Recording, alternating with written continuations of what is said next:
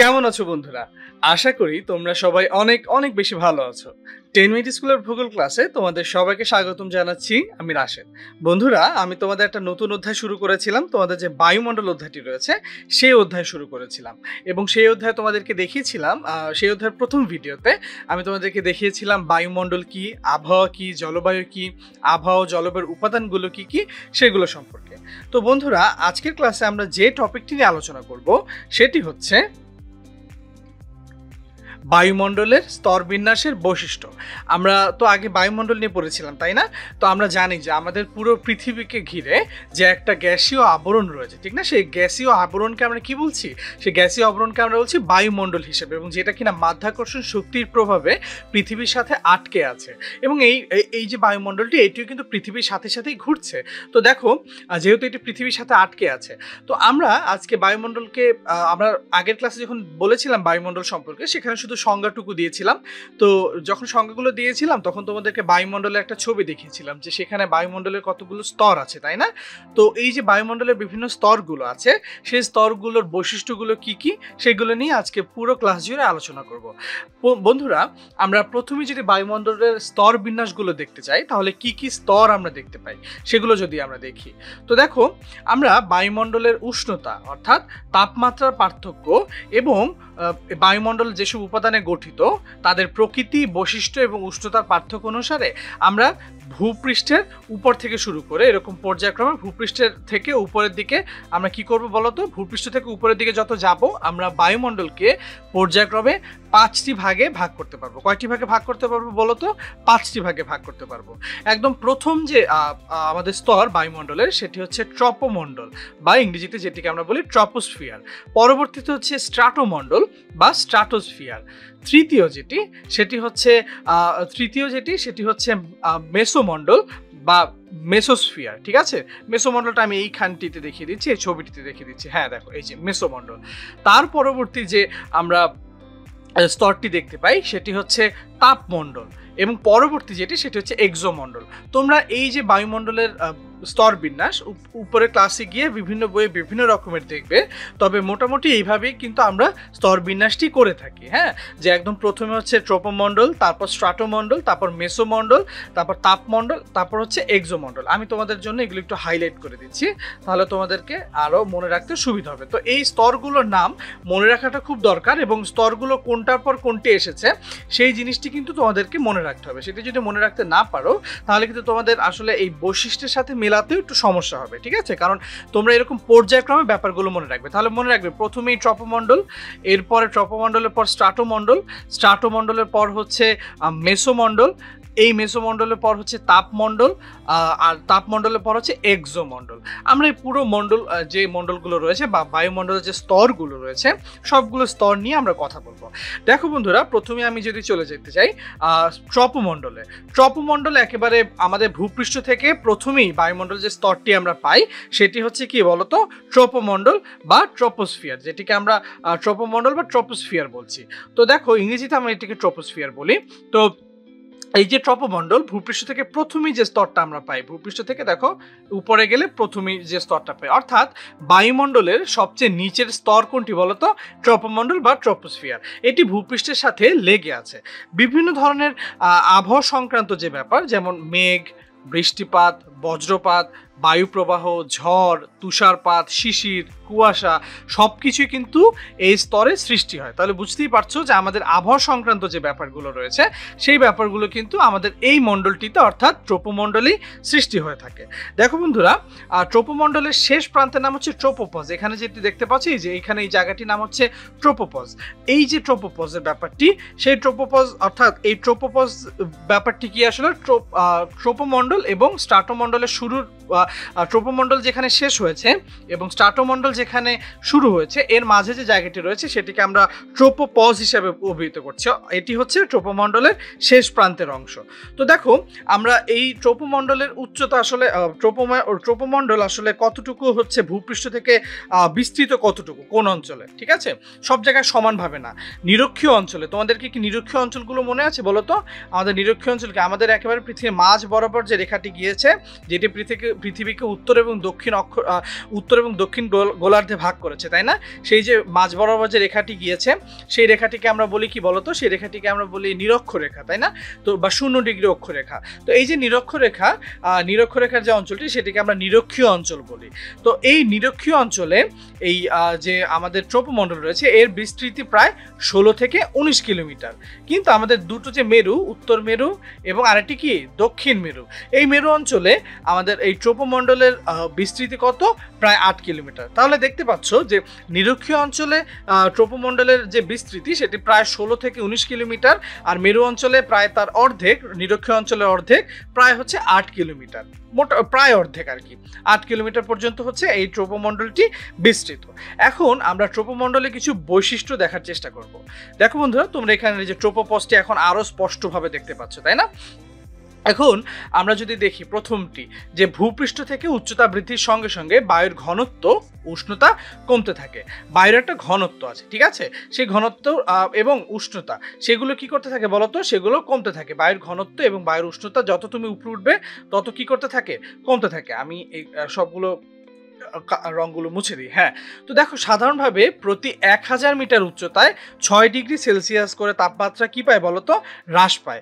অর্থাৎ এই ট্রপোমণ্ডলে তুমি যত উপরে উঠবে, ট্রপোমণ্ডলে উপরে উঠলে প্রতি 1 কিলোমিটার বা 1 কিলোমিটার সমান হচ্ছে 1000 মিটার, 1 কিলোমিটারের জন্য 6 ডিগ্রি করে সেলসিয়াস তাপমাত্রা কি পাবে? হ্রাস পাবে, ঠিক আছে? অর্থাৎ তুমি ট্রপোমণ্ডলে যত তুমি উপরে উঠবে তাপমাত্রা তত কি পেতে থাকবে বলতো? তাপমাত্রা তত হ্রাস পেতে থাকবে। এটি ট্রপোমণ্ডলের ক্ষেত্রে আমি বলছি, অন্যান্য যে স্তরগুলো আছে সেগুলো পরে বলবো।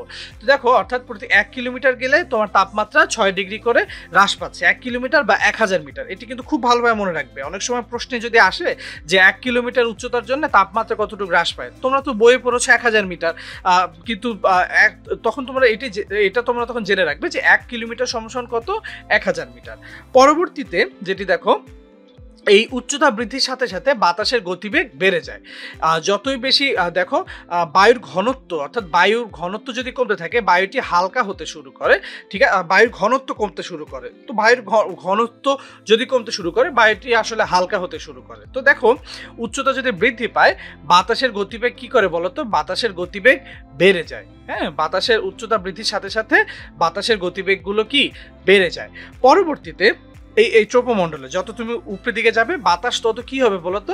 বেড়ে যাবে।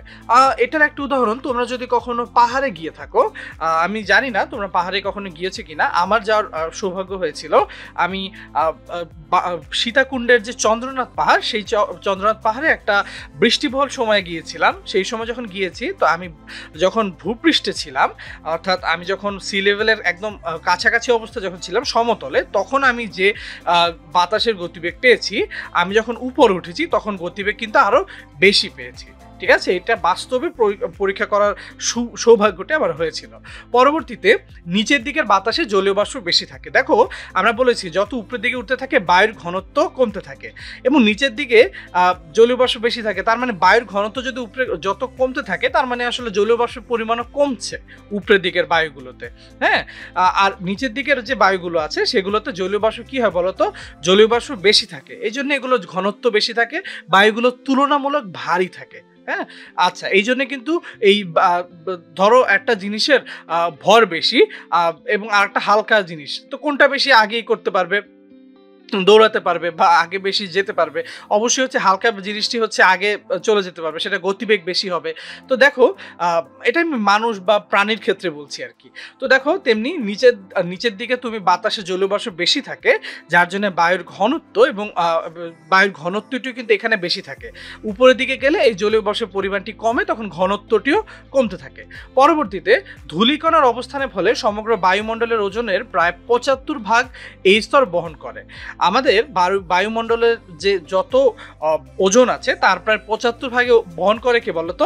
এই ট্রপোমণ্ডল। কারণ কি, এখানে আমরা ধূলিকণা দেখতে পাই। এই ধূলিকণাটি কিন্তু খুবই গুরুত্বপূর্ণ, মানে অত্যধিক ধূলিকণা হয়তো গুরুত্বপূর্ণ না, তবে ধূলিকণা একটা মিনিমাম লেভেলে থাকাটা গুরুত্বপূর্ণ। কেন গুরুত্বপূর্ণ? কারণ এই ধূলিকণার সাহায্যে কিন্তু মেঘের সৃষ্টি, এই ধূলিকণাটি কিন্তু মেঘ সৃষ্টির প্রক্রিয়ায় একটা সাহায্য করে থাকে। তো দেখো, যেহেতু ট্রপোমণ্ডলে ধূলিকণাটি রয়েছে, তার ফলে আমাদের সমগ্র বায়ুমণ্ডলে শতকরা 75% মানে তো অনেক, তাই না? 75%। আমি যদি 100কে 4 ভাগে ভাগ করি, তাহলে 4 ভাগের 3 ভাগই হচ্ছে 3 ভাগ ওজনই হচ্ছে এই ট্রোপোমণ্ডল বহন করে। এখানে 1000 লিখে ফেলেছি, দুঃখিত বন্ধুরা। তো দেখো আমরা পরবর্তী যে বৈশিষ্ট্যটি রয়েছে ট্রোপোমণ্ডলে সেটি যদি দেখার চেষ্টা করি, যে উচ্চতায় তাপমাত্রা বন্ধ হয়ে যায় তাকে আমরা ট্রোপো বিরতি বলি। যে উচ্চতায় তাপমাত্রা বন্ধ হয়ে যায় তাকে আমরা কি বলি? ট্রোপো বিরতি বলি।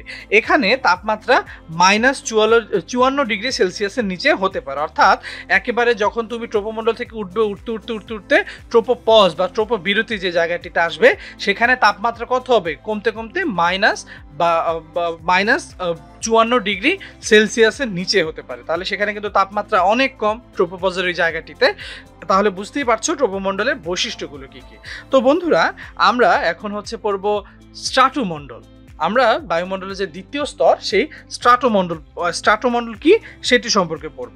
তো দেখো স্ট্রাটোমণ্ডল আমরা জানি যে ট্রোপোমণ্ডলটি নিরক্ষীয় অঞ্চলে 16 থেকে 19 কিলোমিটার পর্যন্ত বিস্তৃত ট্রোপোমণ্ডল যেটি, আর মেরু অঞ্চলে হচ্ছে প্রায় 8 কিলোমিটার পর্যন্ত বিস্তৃত। তাহলে স্ট্রাটোমণ্ডল পরবর্তী কতটুকু? ট্রোপোবিরতির পর থেকে, এই যে ট্রোপোবিরতির পর থেকে উপরে প্রায় 50 কিলোমিটার যে পর্যন্ত স্ট্রাটোমণ্ডল নামে পরিচিত। উপরের দিকে প্রায় 50 কিলোমিটার পর্যন্ত কি স্ট্রাটোমণ্ডল নামে পরিচিত।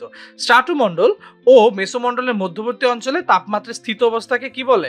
স্ট্রাটো বিরতি বলে। ঠিক আছে, স্ট্রাটোমণ্ডল এবং হচ্ছে মেসোমণ্ডলের স্ট্রাটোমণ্ডল এবং পরবর্তী হচ্ছে মেসোমণ্ডল। এই মেসোমণ্ডলের মাঝামাঝি যে একটা মধ্যবর্তী অঞ্চল আছে যেটিকে আমরা কি বলি বলতো? স্ট্রাটো বিরতি বা স্ট্রাটো পজ, যেখানে তাপমাত্রাটা স্থিতাবস্থা বিরাজ করে। আমরা যখন বৈশিষ্ট্যগুলো দেখব তখন এগুলো আমরা আরো ভালোভাবে এটিকে রিলেট করতে পারবো। তো দেখো বন্ধুরা আমরা স্ট্রাটোমণ্ডল সম্পর্কে একটা ধারণা পেয়ে গেলাম। এখন আমরা যদি এর বৈশিষ্ট্যগুলো দেখি, বৈশিষ্ট্যগুলো কি কি? প্রথমত এই স্তরেই ওজোন গ্যাসের স্তর বেশি পরিমাণে আছে। দেখো এই যে স্ট্রাটোমণ্ডলের এই জায়গাটিতে আমরা কিন্তু একটা ওজোন গ্যাসের স্তর দেখতে পাচ্ছি। তো ওজোন গ্যাসের স্তরটি আসলে কি করে? তোমাদেরকে একবার বলেছিলাম যে ওজোন গ্যাসের রাসায়নিক সংকেত হচ্ছে O3। তো এই যে স্তরটি আছে সেই স্তরটি কি করে? পৃথিবীতে সূর্য থেকে যে শুধুমাত্র সূর্য রশ্মি আসে তা না, তার সাথে সাথে হচ্ছে আল্ট্রাভায়োলেট যে রে বা অতিবেগুনি রশ্মি সেটিও কিন্তু চলে আসে। তো কি করে? সূর্য রশ্মির মধ্যকার যে এই অতিবেগুনি রশ্মি আছে এই অতিবেগুনি রশ্মিটির বেশিরভাগই কি করে? এই ওজোন স্তর শুষে নেয়। এই ওজোন স্তর এটি শুষে নেয় ফলে আমাদের যে পৃথিবীর যে তাপমাত্রা থেকে শুরু করে বা পৃথিবীর যে জীবন ধারণের অবস্থা সেটা কিন্তু কঠিন হয়ে যায় না। কারণ এই ধরনের অতিবেগুনি রশ্মি যদি অনেক বেশি প্রবেশ করতে শুরু করে মানুষের জন্য কিন্তু ক্যান্সারের মতো মারাত্মক রোগেরও সৃষ্টি হতে পারে। এছাড়া এর তো ক্ষতিকারক প্রভাব অন্যান্য জীবজন্তুর উপর আছেই, জীবজন্তু সবকিছুর উপরই আছে। তাই দেখো এই ক্ষতিকারক আল্ট্রাভায়োলেট রের অধিকাংশ শুষে নেয় কে বলতো? এই ওজোন স্তর, যেটা কি আমরা দেখতে পাই এই স্ট্রাটোমণ্ডলে। তো দেখো ধীরে ধীরে এখানে তাপমাত্রা 4°C পর্যন্ত বৃদ্ধি পায়। আমরা দেখেছিলাম যে ট্রোপোপজে গিয়ে তাপমাত্রা যে পরিমাণ সেটি -54°C হয়ে গিয়েছিল কমতে কমতে, কিন্তু এখানে আবার তাপমাত্রা বাড়তে থাকে এবং বাড়তে বাড়তে সেটি কত হয়ে যায় বলতো? 4°C পর্যন্ত বৃদ্ধি পায়। পরবর্তীতে দেখো এই স্তরের বায়ুতে অতি সূক্ষ্ম ধূলিকণা ছাড়া কোনো রকম জলীয় বাষ্প থাকে না। আমরা এই যে স্তরের বায়ুতে কোনো রকমের ধূলিকণা ছাড়া কোনো রকমের জলীয় বাষ্প আমরা পাই না। যেহেতু জলীয় বাষ্প পাই না, এখানে আবহাওয়া থাকে শান্ত এবং শুষ্ক। তার মানে বায়ুতে জলীয় বাষ্প থাকা মানে কি বলতো? বায়ুতে জলীয় বাষ্প থাকা মানে বায়ুটি আর্দ্র। হ্যাঁ, কিন্তু যেহেতু এখানে বায়ুটিতে জলীয় বাষ্প নেই তার জন্য এখানকার আবহাওয়া থাকে শান্ত এবং শুষ্ক।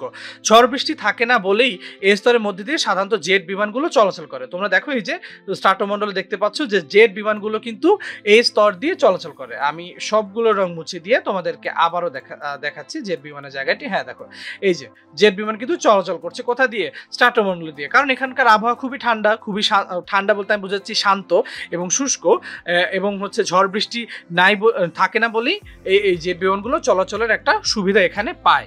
পরবর্তী যেটি, তো দেখো প্রায় 50 কিলোমিটার উচ্চতায় তাপমাত্রা পুনরায় হ্রাস পেতে থাকে। এটি স্ট্রাটোমণ্ডলের শেষ প্রান্ত নির্ধারণ করে। অর্থাৎ তাপমাত্রা তো বাড়ছে, তাই না? আমরা জানি স্ট্র্যাটোমন্ডলে তাপমাত্রা বাড়ে, কিন্তু একটা পর্যায়ে গিয়ে যখন 50 কিলোমিটার উচ্চতায় চলে যায় সেই জায়গাটিতে গিয়ে তাপমাত্রা আবার কি করতে থাকে, কমতে শুরু করে। এবং যে তাপমাত্রা কমতে শুরু করে যেখান থেকে, তখন বুঝতে পারি হ্যাঁ এখান থেকে আমাদের কি হয়েছে, যে আমাদের মেসো যে স্ট্র্যাটোমন্ডল, যেটি স্ট্র্যাটোমন্ডল এখানেই শেষ হচ্ছে। ধরে নাও আমি জায়গাটা এখানে ধরে নিলাম, হ্যাঁ ওজোন স্তর একটু উপরে ধরে নিই, এই জায়গা থেকে গিয়ে 50 কিলোমিটার হয়ে গেল। তো 50 কিলোমিটার এটা আমি ধরে নিচ্ছি, তো 50 কিলোমিটার হয়ে গেল, সেখান থেকে যখন হ্রাস পেতে শুরু করে আমরা ধরতে পারি যে এই জায়গাটি কি বলতো, স্ট্র্যাটোমন্ডলের শেষ প্রান্ত। তো পরবর্তীতে আমরা যে বায়ুমণ্ডলের তৃতীয় স্তর, সেই তৃতীয় স্তরটি নিয়ে আলোচনা করব। সেটি কি বন্ধুরা, সেটা হচ্ছে মেসোমণ্ডল। আমরা এখন দেখব মেসোমণ্ডলের সাধারণ যে পরিচিতি সেটি। তো স্ট্র্যাটোবিরতির পর, স্ট্র্যাটোবিরতি জানি আমরা স্ট্র্যাটোপজ বা স্ট্র্যাটোবিরতি যেটিকে আমরা বলেছি, পর থেকে প্রায় 80 কিলোমিটার পর্যন্ত যে বায়ুস্তর সেটিকে আমরা মেসোমণ্ডল বলি। স্ট্র্যাটোবিরতির পর প্রায় 80 কিলোমিটার পর্যন্ত যে বায়ুস্তর সেটিকে আমরা কি বলছি বলতো, মেসোমণ্ডল বলছি। এই স্তরের উপরে তাপমাত্রা হ্রাস পাওয়া থেমে যায়, এই স্তরের উপরে তাপমাত্রা হ্রাস পাওয়া থেমে যায়, এবং এই স্তরকে আমরা কি বলি বলতো, মেসোপজ বলি। আমরা দেখেছিলাম যে স্ট্র্যাটোমণ্ডলের শেষ থেকে আবার কি করে, তাপমাত্রা হ্রাস পেতে শুরু করে, তাই না? তো এই যখন তাপমাত্রা হ্রাস পেতে শুরু করে সেখান থেকে আমরা হচ্ছে আবার মেসোমণ্ডল হিসাব করতে পারি, মেসোমণ্ডল শুরু করতে পারি। তো তাপমাত্রা হ্রাস পেতে পেতে যেখানে গিয়ে তাপমাত্রা আবার হ্রাস পাওয়া বন্ধ হয়ে যায় সেই জায়গাটিকে আমরা বলছি কি বলতো, মেসোবিরতি। ঠিক আছে বন্ধুরা? তো দেখো মেসোবিরতি যেটি, সেটির বৈশিষ্ট্যগুলো কি কি। এই স্তরে ট্রপোমণ্ডলের মতোই উচ্চতা বাড়ার সঙ্গে সঙ্গে বায়ুমণ্ডলের তাপমাত্রা কমতে থাকে। যেভাবে আমরা ট্রপোমণ্ডলে দেখেছিলাম তেমনি মেসোমণ্ডলে কি করে, তাপমাত্রা উচ্চতা বাড়ার সঙ্গে সঙ্গে কমে। তাহলে দেখো ট্রপোমণ্ডলে উচ্চতা বাড়ার সাথে সাথে তাপমাত্রা কমে, তেমনি স্ট্র্যাটোমণ্ডলে উচ্চতা বাড়ার সাথে সাথে তাপমাত্রা বাড়ে। মেসোমণ্ডলে এসে আবার কি হয়, উচ্চতা বাড়ার সাথে সাথে তাপমাত্রা আবার কমতে থাকে, যেটা কমে -83°C পর্যন্ত নিচে নেমে যায়, অনেক বেশি। মেসোমণ্ডলে বায়ুমণ্ডল সবচেয়ে শীতলতম তাপমাত্রা গ্রহণ করে। বায়ুমণ্ডলের সবচেয়ে শীতলতম তাপমাত্রা হচ্ছে আমরা মেসোমণ্ডলে গিয়ে দেখতে পাই। তো পরবর্তীতে দেখো মহাকাশ থেকে যেসব উল্কা পৃথিবীর দিকে ছুটে আসে সেগুলো অধিকাংশ এই স্তরের মধ্যে এসে পড়ে যায়। আমরা জানি ছোট ছোট কতগুলো উল্কা, জ্যোতিষ্ক যেগুলো, সেগুলো আমরা দেখতে পারি। উল্কা এক ধরনের জ্যোতিষ্ক। তো এই উল্কাগুলো কি করে, পৃথিবীতে ছুটে আসে। তো যখন এগুলো পৃথিবীতে ছুটে আসে, এগুলো যদি পৃথিবীতে ছুটে এসে এই মেসোমণ্ডলে না পুড়ে যেত তাহলে সমস্যা কি হতো, দেখো এখানে তোমরা যে উল্কা যেগুলো পুড়ে যাচ্ছে সেগুলো চিত্রটি দেখতে পাচ্ছ। যদি এটি পুড়ে না যেত তাহলে আসলে কি সমস্যাটি হতো, যে সমস্যাটি হতো সেটি হচ্ছে সেগুলো একটা বিধ্বংসী অবস্থা মানব জীবনের প্রতি হতে পারতো। কারণ প্রতি মুহূর্তে অসংখ্য উল্কাপাত হচ্ছে, যেগুলো আমরা অনেকগুলো টের পাচ্ছি না, অনেকগুলো কেন আমরা টেরই পাচ্ছি না, তাই না বলতে গেলে।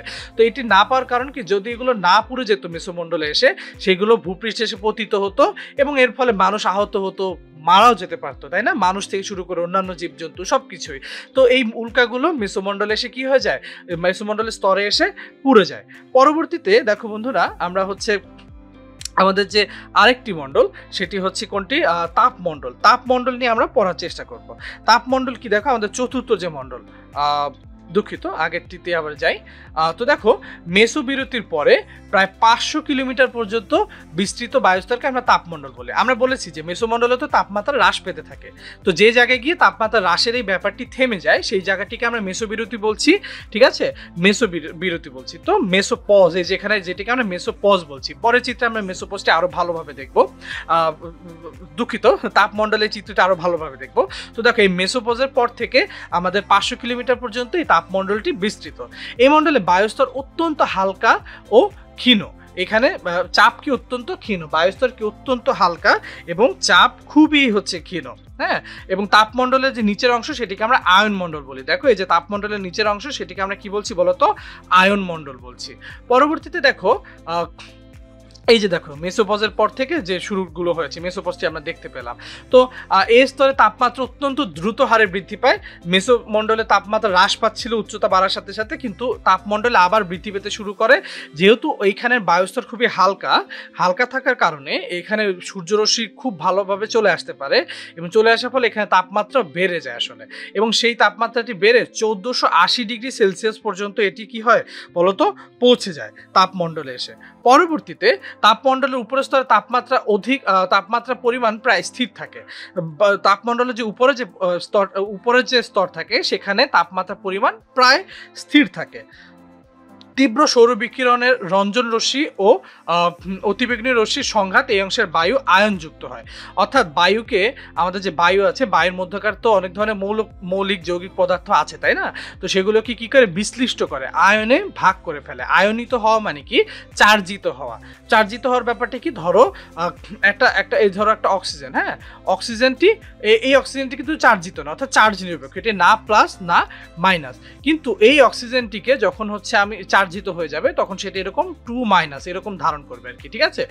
অক্সিজেনটি যদি আমি একটু লেখার চেষ্টা করি, এটা ধরো আমি একটু সোডিয়াম দিয়ে বুঝি, তাহলে একটু ভালো বুঝি। ধরো সোডিয়াম, হ্যাঁ, সোডিয়াম, যদি সোডিয়াম তো আমরা দেখতে পাই না, তবে সোডিয়ামের কথা জাস্ট বোঝানোর জন্য বললাম। নর্মালি এটা এরকম থাকবে যখন হচ্ছে এটি চার্জিত অবস্থা থাকবে না, কিন্তু সোডিয়াম যখন চার্জিত অবস্থায় হয়ে যাবে তখন কি হয়ে যাবে?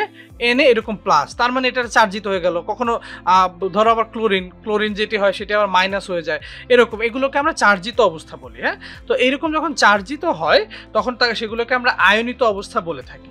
তো দেখো যে এখানে বায়ুমণ্ডলের যে বায়ু, সেগুলো হচ্ছে আয়নযুক্ত কেন হয়? এই তীব্র রঞ্জন রশ্মি, এক্স রে যেটি আমরা বলে থাকি, এবং আরেকটা হচ্ছে অতি বেগুনি রশ্মি, যেটাকে হচ্ছে আল্ট্রাভায়োলেট রে বলে থাকি। এগুলোর সংঘাতে এই বায়ুগুলো কি হয়ে যায়? বিশ্লিষ্ট হয়ে যায় এবং ভেঙে এগুলো হচ্ছে আয়নিত বা চার্জিত হয়ে যায়। তাহলে বুঝতেই পারছো ব্যাপারটি কিভাবে আসলে হয়ে থাকে। ভূপৃষ্ঠ থেকে পাঠানো বিভিন্ন বেতার তরঙ্গ আয়নমণ্ডলের বিভিন্ন আয়নে বাধা পেয়ে পুনরায় ভূপৃষ্ঠে কি করে বলতো? ফিরে আসে। ভূপৃষ্ঠ থেকে পাঠানো বিভিন্ন বেতার তরঙ্গ আয়নমণ্ডলে এসে বাধা পায়, এই আয়নমণ্ডলে এসে বাধা পায়, বাধা পেয়ে আবার ভূপৃষ্ঠে ফিরে আসে। এভাবে কিন্তু আমাদের বেতার তরঙ্গগুলো চলাচল করে। তো দেখো আমরা এখন পড়বো হচ্ছে এক্সোমণ্ডল। তো এক্সোমণ্ডল পড়ার আগে তোমাদেরকে একটা ব্যাপার আমি একটু দেখিয়ে দিতে চাই, যেটা আমার প্রথমেই দেখানো উচিত ছিল, সেটি একটু দেখিয়ে নিই। দেখো আমাদের যে প্রথম যে তিনটা স্তর আছে, অর্থাৎ প্রথম যে স্তরগুলো আছে, তিনটি না, যেটি হচ্ছে কি, প্রথম তিনটি হচ্ছে যে ট্রোপোমণ্ডল, তারপর হচ্ছে স্ট্রাটোমণ্ডল এবং হচ্ছে মেসোমণ্ডল, যেটি, ঠিক আছে? এই তিনটি মণ্ডল, ট্রোপোমণ্ডল, স্ট্রাটোমণ্ডল এবং মেসোমণ্ডল, এই তিনটি মণ্ডলকে আমরা বলে থাকি সমমণ্ডল, ঠিক আছে? সমমণ্ডল কেন বলে থাকি? এখানকার যে উপাদানগুলো, সেই উপাদানগুলো সুষমভাবে বণ্টিত থাকে এবং একই রকম থাকে, এই জন্যে এটিকে আমরা বলছি হচ্ছে সমমণ্ডল। এবং বাকি যে দুটো থাকে, অর্থাৎ তাপমণ্ডল এবং এক্সোমণ্ডল, সেগুলো হচ্ছে অসমমণ্ডল, কারণ এখানে উপাদানগুলো কি থাকে না? সুষমভাবে বণ্টিত থাকে না। তো যাই হোক, আমি আবার হচ্ছে এক্সোমণ্ডলে চলে আসি। আমাদের যে সর্বশেষ যে আমাদের স্তরটি রয়েছে, তো দেখো আমাদের এক্সোমণ্ডলের যখন আমি আলোচনা করব, তখন প্রথমে আমাদেরকে এক্সোমণ্ডলের একটা পরিচিতিটা জানা দরকার। একেবারে আমাদের এই যে এক্সোমণ্ডলটি দেখতে পাচ্ছ, তাপমণ্ডলের উপরে প্রায় 960 কিলোমিটার পর্যন্ত যে বায়ু স্তর, সেটিকে আমরা কি বলছি বলতো? এক্সোমণ্ডল বলছি, তাই না? এই স্তরে হিলিয়াম এবং হাইড্রোজেন গ্যাসের প্রাধান্য দেখা যায়। আমরা এই এক্সোমণ্ডলে কি করতে পারি? হিলিয়াম এবং হাইড্রোজেন গ্যাসের প্রাধান্য দেখতে পারি। তো এই পরবর্তী যেটি দেখো, সেটি কি? আমরা এক্সোমণ্ডলে কতগুলো বৈশিষ্ট্য আমরা দেখার চেষ্টা করব। বৈশিষ্ট্য কি কি? প্রথমত, এক্সোমণ্ডলে তাপমাত্রা অতিক্রম করে এক্সোমণ্ডল হচ্ছে তাপমণ্ডল অতিক্রম করে 960 কিলোমিটার পর্যন্ত প্রসারিত হয়। এটি ক্রমান্বয়ে আন্তঃগ্রহ স্থান বা ইন্টারপ্ল্যানেটারি যে স্পেস, সেই স্পেসে গিয়ে সেটি কি করে বলতো? প্রবেশ করে। এই স্তরের তাপমাত্রা 300 ডিগ্রি সেলসিয়াস থেকে 1650 ডিগ্রি সেলসিয়াস পর্যন্ত হতে পারে। আমরা যখন তাপমণ্ডলে দেখেছিলাম, তাপমাত্রা বেড়ে কত হয়েছিল? 1480। এখানে কিন্তু তাপমাত্রা 1650 ডিগ্রি সেলসিয়াস পর্যন্ত কি করতে পারে বলতো? হতে পারে। এবং এই স্তরে খুব সামান্য পরিমাণ গ্যাস, যেমন অক্সিজেন, নাইট্রোজেন, আর্গন, হিলিয়াম ধারণ করে। কেননা মাধ্যাকর্ষণ ঘাটতির জন্য গ্যাসের অণু বা কণাগুলো সহজে কি করে বলতো? মহাকাশে ছড়িয়ে পড়ে। যেহেতু যত তুমি উপরে যাবে, তুমি ধরো চাঁদে গেলে বা স্পেসে গেলে, তুমি কিন্তু সহজে দাঁড়িয়ে থাকতে পারবে না। তুমি দাঁড়িয়ে থাকতে পারো, তার কারণ কি? সেখানে মাধ্যাকর্ষণ শক্তির একটা ঘাটতি রয়েছে। মাধ্যাকর্ষণ শক্তি সেখানে কম। মহাকর্ষ যে শক্তিটি আমরা বলি গ্র্যাভিটি, তো গ্র্যাভিটি যত উপরে যাবে, গ্র্যাভিটি তত কি হতে থাকবে বলো তো? কমতে থাকে। তো যত কমতে থাকে, তুমি এই এত উপরে যখন যাবে এক্সোমণ্ডল, দেখো সেই 960 কিলোমিটারের সেই জায়গাটিতে যখন যাচ্ছ, তখন তোমার যেটি হয় যে মাধ্যাকর্ষণ শক্তিটি খুব কম হয়ে যায়। এই জন্যে অক্সিজেন, নাইট্রোজেন, আর্গন, হিলিয়াম এগুলো ধারণ করে, কিন্তু খুব সামান্য পরিমাণে, এবং কারণ কি, এগুলো মাধ্যাকর্ষণ ঘাটতির কারণে এইসব গ্যাসের যে অণুগুলো সেগুলো মহাকাশে কি করে বলতো, ছড়িয়ে পড়ে। তাহলে বন্ধুরা আমরা যে 5টি বায়ুমণ্ডলের যে স্তরগুলো রয়েছে সেই 5টি স্তর সম্পর্কে আমরা জেনে নিলাম। এখন আমরা বায়ুমণ্ডল যে আছে সেই বায়ুমণ্ডলের গুরুত্বটি আসলে কি সেটি সম্পর্কে জানার চেষ্টা করব। বায়ুমণ্ডল ছাড়া শব্দ তরঙ্গ স্থানান্তরিত হয় না, তেমনি ভূপৃষ্ঠ থেকে পাঠানো বেতার তরঙ্গ আয়ন স্তরে বাধা পেয়ে পৃথিবীতে ফিরে আসে। ঠিক আছে, দেখো শব্দ যদি না থাকে, একটা জায়গা যদি পুরো ভ্যাকিউম করে দাও, ভ্যাকিউম মানে সেখানে কোনো সকল বায়ু সেখান থেকে সরিয়ে নাও, তারপর যদি তুমি সেখানে কথা বলতে চেষ্টা করো, তোমার কথা কিন্তু অপরজন শুনতে পাবে না। শূন্য মাধ্যমে বায়ু চলাচল করতে পারে না। শূন্য মাধ্যম বলতে বায়ু শূন্য মাধ্যমে। ঠিক আছে, বায়ু চলাচল করার জন্য বায়ু বলছি, শব্দ চলাচল করার জন্য শব্দ শুনতে পাবে না। শব্দ চলাচল করার জন্য কিন্তু বায়ু লাগবে। ঠিক আছে, মানে একটা মাধ্যম লাগবে অবশ্যই। তো এই যে বায়ুমণ্ডলে শব্দ তরঙ্গ স্থানান্তরিত হতো না যদি বায়ুমণ্ডল না থাকতো। আবার আমরা দেখি কি আয়ন স্তরে গিয়ে বেতার তরঙ্গ বাধা পায়। ধরো আমরা কেন এফএম রেডিওগুলো বা এই ধরনের বেতার তরঙ্গ তো শুধু রেডিওতে না, আরও অন্যান্য জায়গায় অনেক কিছুতে ব্যবহার করে। এগুলো কিভাবে আমরা ব্যবহার করতে পারছি, কারণ এগুলো যখন এগুলো রিসিভার থেকে বিক্ষিপ্ত করা হয় তখন সেগুলো কি করে আয়ন স্তরে বাধা পায়। এই আয়ন স্তরে যখন বাধা পায় তখন আবার সেটি কি করে রিফ্লেক্ট করে বা প্রতিফলিত হয়ে সেটি যে গ্রাহকের যে জায়গায় সেখানে গিয়ে সেটি পৌঁছে যায়। এভাবে কিন্তু আমাদের বেতার তরঙ্গ বাধা পেয়ে পৃথিবীতে ফিরে আসে, যার ফলে আমাদের অনেক ধরনের যোগাযোগের ক্ষেত্রে অনেক সহজে আমরা সেটি করতে পারি। তাহলে দেখতেই পাচ্ছ বায়ুমণ্ডলের গুরুত্ব কিন্তু কোনো অংশে কম না। শুধুমাত্র যে জীবন ধারণ করা তাই না, এটির সাথে সাথে বায়ুমণ্ডলের গুরুত্ব আরো অনেক বেশি। দ্বিতীয় যেটি, ট্রোপোমণ্ডল ছাড়া কোনো আবহাওয়ার সৃষ্টি হতো না। আমি আগেই বলেছিলাম যে আমাদের আবহাওয়ার ব্যাপারগুলো, আবহাওয়ার ফেনোমেনাগুলো বা প্রপঞ্চগুলো এই ট্রোপোমণ্ডলই সৃষ্টি হয়ে থাকে। ঠিক আছে, আমরা যদি ট্রোপোমণ্ডল না থাকতো কোনো ধরনের আবহাওয়ার সৃষ্টি হতো না, বরফ জমতো না, মেঘ, বৃষ্টি, কুয়াশা, শিশির, তুষার এগুলো কিছুই হতো না। হ্যাঁ, তখন আমাদের শস্য এবং বনভূমির জন্য যে প্রয়োজনীয় বৃষ্টি সেগুলো হতো না, এবং যার ফলে আমাদের পৃথিবী যে একটা সবুজ বাসভূমিতে পরিণত হয়েছে সেটিতে কিন্তু পরিণত হতো না। পরবর্তী যেটি, দেখো পৃথিবীর বায়ুমণ্ডলীয় স্তর থাকে, এর দিকে আগত উল্কাপিণ্ড আমরা দেখেছিলাম। উল্কাপিণ্ডগুলো কিন্তু সহজেই হচ্ছে বায়ুমণ্ডলে একটা স্তরে এসে সেটি কিন্তু জ্বলে যাচ্ছে, পুড়ে যাচ্ছে, তাই না? এই পুড়ে যাওয়ার কারণে কিন্তু আমরা সেই সব উল্কাপিণ্ডের যে ক্ষতিকর প্রভাব সেটা থেকে মুক্ত পাচ্ছি। মেসোমণ্ডলে যেটি আমরা দেখতে পাই, ওজোন স্তর যদি না থাকতো, সূর্য থেকে মারাত্মক যে অতিবেগুনি রশ্মি আসে সেই রশ্মি কিন্তু বায়ুমণ্ডলে প্রবেশ করে প্রাণীকুল কি করতো বলতো, বিনষ্ট করে ফেলতো। ঠিক আছে, তাহলে বুঝতেই পারছো বায়ুমণ্ডল আসলে কত বেশি গুরুত্বপূর্ণ আমাদের এই অস্তিত্বের জন্য। পরবর্তীতে বায়ুমণ্ডলের স্তরগুলো যদি না থাকতো তাহলে জীবের অস্তিত্ব থাকতো না, বরং পৃথিবী উপরিভাগে চাঁদের মতো মরুময় হতো। আমাদের বায়ু স্তরগুলো যদি না থাকতো, যেমন ধর ট্রোপোমণ্ডল না থাকলে আবহাওয়া হতো না, আবহাওয়ার ব্যাপারগুলো সৃষ্টি হতো না। আবহাওয়ার ব্যাপারগুলো সৃষ্টি না হলে পৃথিবী খুবই ফিচারলেস একটা পৃথিবী হতো, অর্থাৎ পৃথিবীর বৈশিষ্ট্য আসলে থাকতো না খুব একটা বেশি। ঠিক আছে, সব জায়গাটি তখন এই ধরনের মেঘ, বৃষ্টি, যদি তুষারপাত না হতো, এই বনভূমি এগুলো সৃষ্টি হতো না, কারণ এগুলো আস্তে আস্তে মারা যেত, প্রাণীকুল থাকতো না।